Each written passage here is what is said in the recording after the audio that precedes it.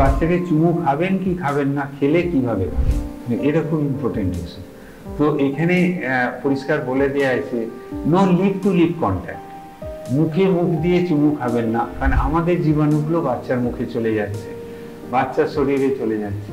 যদি খুব বেশি ইচ্ছা হয় গালে চুমু খান, মাথায় চুমু খান, কিন্তু মুখে না। আমার এই হাতটা দেখছেন, হাতটা পরিষ্কার না, হাতটা পরিষ্কার না, এর মধ্যে কয়েক বিলিয়ন জীবাণু আছে।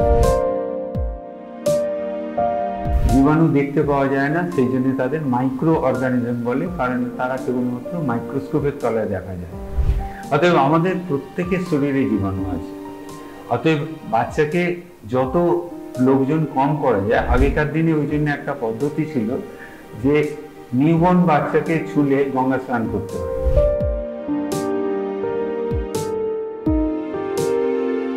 মায়ের ছায়ে গায়ে গায়ে, মানে মা এবং বাচ্চা, ছা মানে বাচ্চা, তারা গায়ে গায়ে লেগে থাকবে। এটা ধরুন বাচ্চা ঠান্ডা হয়ে যাওয়ার একটু আগে যেটা বলছিলাম যে টেম্পারেচার কন্ট্রোল একটা খুব গুরুত্বপূর্ণ ইস্যু, এবং সেক্ষেত্রে মায়ের তাপমাত্রা দিয়ে বাচ্চার তাপ মেনটেন করা হয়, এবং এর ক্ষেত্রে ওভারহিটিং হওয়ার কোনো ভয় নেই, আবার আন্ডার হিটিংয়েরও ভয় নেই। এটাকে ইংরেজিতে আমাদের টার্মিনোলজিতে বলে ক্যাঙ্গারু মাদার কেয়ার। বাড়িতে নিজেরা দেখে নিতে পারবেন, তার জন্য ডাক্তারের কোনো প্রয়োজনও নেই। আপনারা হাতের এইখানটা দিয়ে যদি আপনারা বাচ্চার বুকে এবং বাচ্চার পেটের নিচে পায়ের তলায় হাত দেন, তাহলে দুটো তফাৎটা বুঝতে পারবেন। আপনাদের কাছে ঠিক একটু গরম লাগবে, সেটাই যখন লাগবে তখন জানবেন ঠিক। যখনই সেটা ঠান্ডার দিকে যাবে জানবেন সমস্যা হচ্ছে, আর একটু কভার করা দরকার।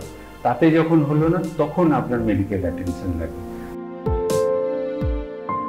প্রত্যেকটি মাকে এবং বাড়ির লোককে নাড়া দেয়, সেটা হচ্ছে আমার ছেলে দুধ ঠিক পাচ্ছে তো, কি আমার ঠিক দুধ হচ্ছে তো। এটা খুব খুব গুরুত্বপূর্ণ সমস্যা, এবং মায়েদের একটা ভিতর থেকে একটা অ্যাংজাইটি, চিন্তা, মনের কষ্ট, অনেক কিছুর কারণ। তো আপনারা খুব সহজেই কিন্তু বুঝতে পারবেন যে মায়ের দুধ মা নিজে বুঝতে পারবে তার দুধ ঠিক হচ্ছে কিনা। যখন দুধ ঠিক হবে, মানে মিল্ক ইজেকশন বলে, দুধ ঠিক বেরোবে, কি করে বুঝবেন? যখন মা একদিকে বাচ্চাকে দুধ খাওয়াচ্ছে, তখন অন্যদিকেও সমানভাবে দুধ পাবে, তো তার মানে সেই দিকেও মিল্ক সিক্রিশন হচ্ছে। জন্ডিস কি করে বুঝবেন যে বাচ্চা জন্ডিস হয়েছে? সে এমনি কিন্তু বাচ্চাকে চোখে দেখে হলুদ ভাব হওয়া এবং রক্ত পরীক্ষা করে জন্ডিস হওয়ার মধ্যে একটু তফাৎ আছে। আমাদের মেডিকেল গাইডলাইনে বলে চোখে দেখে হলুদ হচ্ছে, এটা কিন্তু খুব রিলায়েবল সাইন নয়, কিন্তু কিছুটা তো আইডিয়া করা যায়। তাকে তো ডাক্তারের কাছে নিয়ে যাব কি নিয়ে যাব না এটা বোঝা যায়। কখন বুঝবেন জন্ডিস খুব সিরিয়াস? যদি 24 ঘন্টার মধ্যে জন্ডিস ডেভেলপ করে, সেটা সবসময় সিরিয়াস, সেটা সবসময় তার পিছনে কোনো রোগ আছে, তার জন্য কোনোদিন বাড়িতে অপেক্ষা করবেন না। নমস্কার, গৌরী দেবী হসপিটালস থেকে আমি মৌপ্রিয়া, এবং আমাদের সাথে রয়েছেন পিডিয়াট্রিক ডিপার্টমেন্টের প্রফেসর অফ হেড ডক্টর কৃপা সিন্ধু চ্যাটার্জি। স্যার, আপনাকে অনেক অনেক স্বাগত। শিশুর জন্মের পর তার প্রত্যেকটি মুহূর্ত ভীষণ গুরুত্বপূর্ণ, এবং ছোট্ট ভুল থেকে হয়ে যেতে পারে একটা বড় ভুল। তাই স্যার যখন আমাদের সঙ্গে রয়েছেন, স্যারের কাছ থেকে জেনে নেব নবজাতকের জন্মের পর তার যত্ন কিভাবে করা উচিত। নবজাতকের জন্মের পর অ্যাকচুয়ালি কি হবে দেখুন, প্রত্যেকটি বাচ্চার জীবনের যে গুরুত্বপূর্ণ মুহূর্তগুলো আসে, আমাদের যেটা খেয়াল রাখতে হয়, বিশেষ করে বাড়িতে, এই কথাগুলো বেশি গুরুত্বপূর্ণ মায়েদের জন্য বা যারা বাচ্চার কেয়ার করছেন, যত্ন নিচ্ছেন তাদের জন্য। প্রথম হচ্ছে যে তার দেহের তাপমাত্রা ঠিক রাখা, টেম্পারেচার কন্ট্রোল যেটা বলে, এটা খুবই গুরুত্বপূর্ণ। যার জন্যে বিশেষ করে শীতকালে বা অন্য সময়েও খুব ছোট বাচ্চা হলে তার মাথার টুপি, হাতের মোজা এবং বাচ্চাকে ঠিকভাবে ঢেকে রাখা, সঠিকভাবে কভার করে রাখা। তার তাপমাত্রা কিন্তু আপনারা বাড়িতে নিজেরা দেখে নিতে পারবেন, তার জন্য ডাক্তারের কোনো প্রয়োজনও নেই। আপনারা হাতের এইখানটা দিয়ে যদি আপনারা বাচ্চার বুকে এবং বাচ্চার পেটের নিচে পায়ের তলায় হাত দেন, তাহলে দুটো তফাৎটা বুঝতে পারবেন। আপনাদের কাছে ঠিক একটু গরম লাগে, সেটাই যখন লাগবে তখন জানবেন ঠিক। যখনই সেটা ঠান্ডার দিকে যাবে জানবেন সমস্যা হচ্ছে, আর একটু কভার করা দরকার। তাতে যখন হলো না তখন আপনার মেডিকেল অ্যাটেনশন লাগবে, তার আগে কিন্তু আপনার কোনো প্রয়োজন নেই। প্রত্যেকটি মাকে এবং বাড়ির লোককে নাড়া দেয়, সেটা হচ্ছে আমার ছেলে দুধ ঠিক পাচ্ছে তো, কি আমার ঠিক দুধ হচ্ছে তো। এটা খুব খুব গুরুত্বপূর্ণ সমস্যা, এবং মায়েদের একটা ভিতর থেকে একটা অ্যাংজাইটি, চিন্তা, মনের কষ্ট, অনেক কিছুর কারণ। তো আপনারা খুব সহজেই কিন্তু বুঝতে পারবেন যে মায়ের দুধ মা নিজে বুঝতে পারবে তার দুধ ঠিক হচ্ছে কিনা।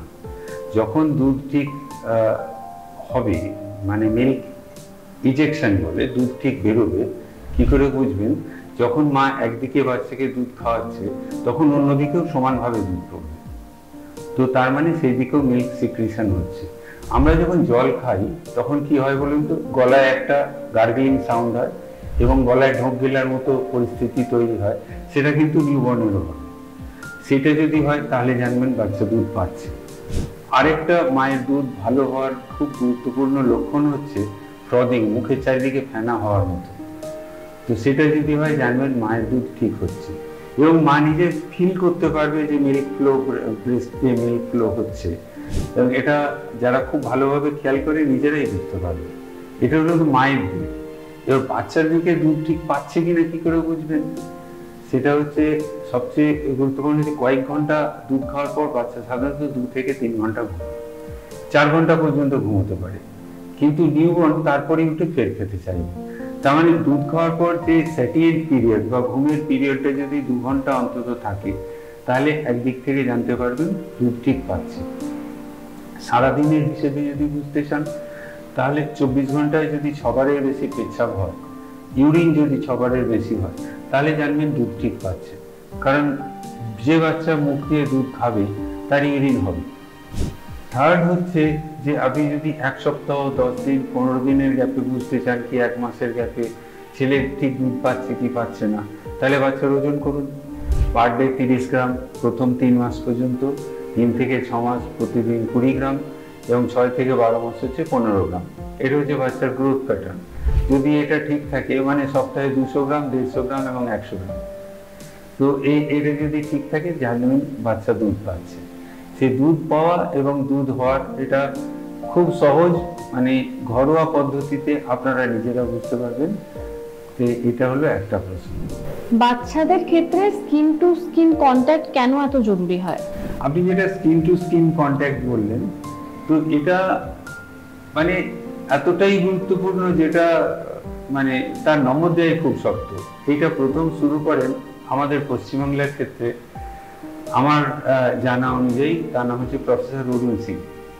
এসে পুরুলিয়াতে উনি প্রথম শুরু করেন, এবং পুরুলিয়া ডিস্ট্রিক্ট হসপিটালে, যার জন্য গোটা ভারতে এবং প্রায় পৃথিবীতে এটা পুরুলিয়া মডেল নামে পরিচিত। তো ওনার ডিকটামটা ছিল, উনি যেভাবে একটা কবিতার ছড়ার মতো করেছিলেন এবং সেটা হসপিটালে বিভিন্ন জায়গায় লিখে উনি ছড়িয়ে দিয়েছিলেন প্ল্যাকার্ডের মতো, মাই ছায়ে গায়ে গায়ে, মানে মা এবং বাচ্চা, ছা মানে বাচ্চা, তারা গায়ে গায়ে লেগে থাকবে। তো এটা ধরুন বাচ্চার ঠান্ডা হয়ে যাওয়ার একটু আগে যেটা বলছিলাম যে টেম্পারেচার কন্ট্রোল একটা খুব গুরুত্বপূর্ণ ইস্যু, এবং সেক্ষেত্রে মায়ের তাপমাত্রা দিয়ে বাচ্চার তাপ মেনটেন করা হয়, এবং এর ক্ষেত্রে ওভারহিটিং হওয়ার কোনো ভয় নেই, আবার আন্ডার হিটিংয়েরও ভয় নেই। এটাকে ইংরেজিতে আমাদের টার্মিনোলজিতে বলে ক্যাঙ্গারু মাদার কেয়ার। যেভাবে ক্যাঙ্গারু তার পেটের মধ্যে বাচ্চাকে নিয়ে ঘুরে বেড়ায়, ঠিক সেই একইভাবে এটাও কেএমসি, গায়ে গায়ে বাচ্চাকে রাখার। যে কোনো বাচ্চাকে আপনারা রাখতে পারেন যদি না সে অতিরিক্ত অসুস্থ এবং খুব প্রিটার্ম, যাকে ইনকিউবেটারে রাখতে হচ্ছে, এমনি স্টেবল নয়। তাছাড়া সবাইকে কেএমসি করা যায়, এবং এর বেনিফিশিয়াল এফেক্ট শুধু তাপমাত্রা মেনটেন করা নিয়ে নয়, ইমোশনাল বন্ডেজ, যেটা খুব গুরুত্বপূর্ণ ইস্যু মা এবং বাচ্চার মধ্যে। বাচ্চা চিনবে কোনটা আমার মা। আর 3 নম্বর হচ্ছে ফিডিং। এইখানে থাকার ফলে সে সঙ্গে সঙ্গে স্পন্টেনিয়াস মা ফিড দিতে পারে। তার মানে ফিডিং, বন্ডেজ এবং টেম্পারেচার কন্ট্রোল 3টে একসঙ্গে হয় কেবলমাত্র এই মাই ছায়ে গায়ে গায়ে বা স্কিন টু স্কিন কন্ট্যাক্ট বা বাচ্চাকে নিজের কাছে লাগিয়ে নেওয়া, যেটাই বলেন, পদ্ধতিটা হচ্ছে একই। এখন কিন্তু শুধু মা নয়, সে ক্যাঙ্গারু মাদার কেয়ার প্রথম শুরু হয়েছিল মাদার কেয়ার দিয়ে, এখন এটার নাম আরেকটা আছে ক্যাঙ্গারু ফাদার কেয়ার। এবং গার্ডিয়ানরাও করতে পারে দিদিমা, দিদিমাই কেন করবে না? একই তো ব্যাপার, মানুষের গায়ে তাপ বাচ্চার গায়ে যাবে। তো এনিবডি ক্যান ডু ইট, যারা অ্যাডাল্ট এবং সক্ষম, সেরকম কোনো সিরিয়াস রোগ নেই, যে কেউ করতে পারে, তাতে মা বাবা বা বাড়ির অন্য লোকজন। কিন্তু মায়ের ক্ষেত্রে অ্যাডেড বাড়তি অ্যাডভান্টেজ কি হচ্ছে, ব্রেস্ট ফিডিং, ফিডিংটা দিতে পারে, এটা বাড়তি। স্যার, আমরা এখন বেশিরভাগ সময় শুনতে পাই বাচ্চার জন্মের পরেই জন্ডিস হচ্ছে বা অন্যান্য কিছু রোগ হচ্ছে, তো সেটা কতটা সাধারণ বা কখন এটার জন্য চিন্তা করা দরকার? জন্ডিস বা হলুদ হয়ে যাওয়া একটা খুব গুরুত্বপূর্ণ ইস্যু। এখানে একটা জিনিস জানতে হবে, যত সময় যাচ্ছে তত মানুষের তার সচেতনতা, রোগ সম্বন্ধে তার ধারণা কিন্তু দিন দিন বাড়ছে। সেক্ষেত্রে এই সোশ্যাল আনসোশ্যাল মিডিয়া যাই বলেন, বা ইউটিউব বলেন, বা খবরের কাগজ বলেন, টিভি বলেন, এনি টাইপ অফ মিডিয়া, এরা কিন্তু বড় রকম হেল্প করছে। এবং সেকেন্ড আরেকটা গ্রুপ হেল্প করে, সেটা হচ্ছে যে মায়েদের নিজেদের মধ্যে কথাবার্তা। এই আমার ছেলের এই হয়েছিল জানিস তো, এই করেছি, এটা এইভাবে করেছি। এই জিনিসগুলো কিন্তু ইনফরমেশন ইন এনি ফর্ম, যে কোনোভাবে ইনফরমেশন কিন্তু খুব হেল্প করে। নাও এবার জন্ডিস কি করে বুঝবেন যে বাচ্চা জন্ডিস হয়েছে? সে এমনি কিন্তু বাচ্চাকে চোখে দেখে হলুদ ভাব হওয়া এবং রক্ত পরীক্ষা করে জন্ডিস হওয়ার মধ্যে একটু তফাৎ আছে। আমাদের মেডিকেল গাইডলাইনে বলে চোখে দেখে হলুদ হচ্ছে, এটা কিন্তু খুব রিলায়েবল সাইন নয়, কিন্তু কিছুটা তো আইডিয়া করা যায়। তাকে তো ডাক্তারের কাছে নিয়ে যাব কি নিয়ে যাব না এটা বোঝা যায়।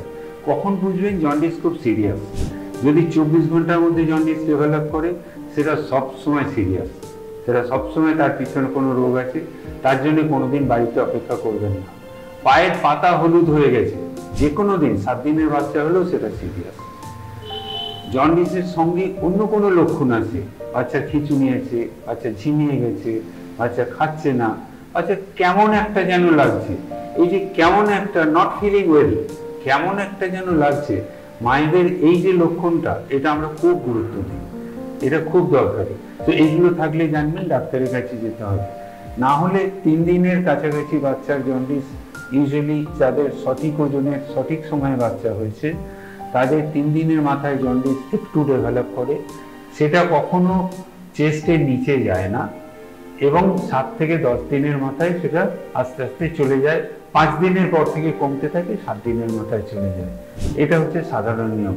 এরকম হলে কিন্তু বাড়িতে রাখতে পারেন, আদারওয়াইজ ডাক্তারের পরামর্শ নেওয়াটা জরুরি। যারা নতুন মা হয়েছেন তাদের একটা কমন প্রশ্ন হচ্ছে বাচ্চার নাভি কিভাবে পরিষ্কার করব বা নাভি পরিষ্কার কিভাবে রাখবো, সেক্ষেত্রে আপনি কি বলবেন?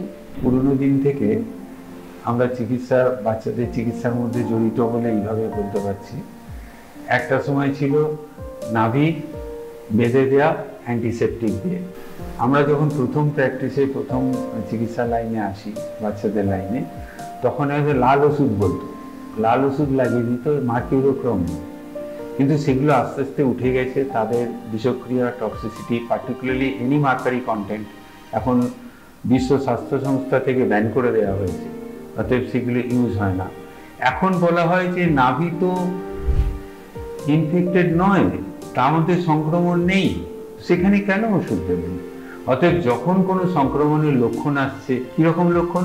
যদি নাভি দিয়ে পুঁজ বেরোয়, রস কাটে, বা নাভির চারিদিকটা চামড়াটা ফুলে গেছে, বা উঁচু হয়ে লাল হয়ে গেছে, বা হাত দিলেই বাচ্চা কান্নাকাটি করছে, এগুলো হচ্ছে সংক্রমণের লক্ষণ। সেগুলো যদি থাকে তাহলে তাদের চিকিৎসা করুন, না হলে নাভিতে কিচ্ছু দেওয়ার দরকার নেই। নাভি আস্তে আস্তে শুকুবে, 7 থেকে 10 দিন, ম্যাক্সিমাম সবচেয়ে বেশি 14 দিন, তার মধ্যে নাভি আস্তে আস্তে খসে পড়বে, এবং খসে পড়ে গেলেও যে জায়গাটা আছে সেখানে কিছু লাগানোর দরকার নেই, সাধারণ কেয়ার রাখলেই আস্তে আস্তে ওটা শুকিয়ে যায়। 3 মাস থেকে 4 মাস পর্যন্ত সময় লাগে, কিন্তু সাধারণত 1 মাসের মধ্যে শুকিয়ে যায়। ওষুধ দেওয়ার কোনো প্রয়োজন এখনকার গাইডলাইনে নেই। বাচ্চার জন্মের পর স্বাভাবিকভাবেই তার পরিবারের লোকজন তাকে কোলে নিতে চায়, তো সেক্ষেত্রে কি কি সতর্কতা অবলম্বন করা উচিত? আমার এই হাতটা দেখছেন, হাতটা পরিষ্কার না হাতটা পরিষ্কার না, এর মধ্যে কয়েক বিলিয়ন জীবাণু আছে। জীবাণু দেখতে পাওয়া যায় না, সেই জন্য তাদের মাইক্রো অর্গানিজম বলে, কারণ তারা কেবলমাত্র মাইক্রোস্কোপের তলায় দেখা যায়। অতএব আমাদের প্রত্যেকের শরীরে জীবাণু আছে। অতএব বাচ্চাকে যত লোকজন কম করা যায়, আগেকার দিনে ওই জন্য একটা পদ্ধতি ছিল যে নিউবর্ন বাচ্চাকে ছুলে গঙ্গা স্নান করতে হয়, তার জন্য কিছু লোক কম ঢুকতো, বা 1 মাস পর্যন্ত প্রসূতির ঘরে ঢোকা চলবে না। এটার যেরকম খারাপ কিছু দিক আছে, কিছু ভালো দিকও আছে, কিন্তু বাইরের লোক কমানো। অতএব যত বেশি লোক বাচ্চার কেয়ারে যুক্ত হবেন, তত বাচ্চার ইনফেকশন হওয়ার সম্ভাবনা তত বেশি হবে। অতএব ওই জায়গাটা যত রেস্ট্রিক্টেড রাখবেন ততটাই ভালো। কিন্তু যারা থাকবেন তারা কিভাবে করবেন সেটা জানা দরকার। তাদের কি হবে বলুন তো, মাস্ক পরলে ভালো হয়, কারণ আপনার নাক থেকে যে জীবাণুগুলো বা মুখের কথার মধ্যে দিয়ে যে জীবাণুগুলো বেরোয় সেগুলো আটকাবে। দ্বিতীয় হচ্ছে বাচ্চার গায়ে হাত দেওয়ার আগে সাবান দিয়ে হাত ধুয়ে তারপর বাচ্চাকে নিন, সেইটা একটা। আরেকটা খুব ইম্পর্টেন্ট ইস্যু, কিছুদিন আগেই হুয়ের গাইডলাইনে বেরিয়েছে যে বাচ্চাকে চুমু খাবেন কি খাবেন না, খেলে কিভাবে খাবেন, এটা খুব ইম্পর্টেন্ট ইস্যু।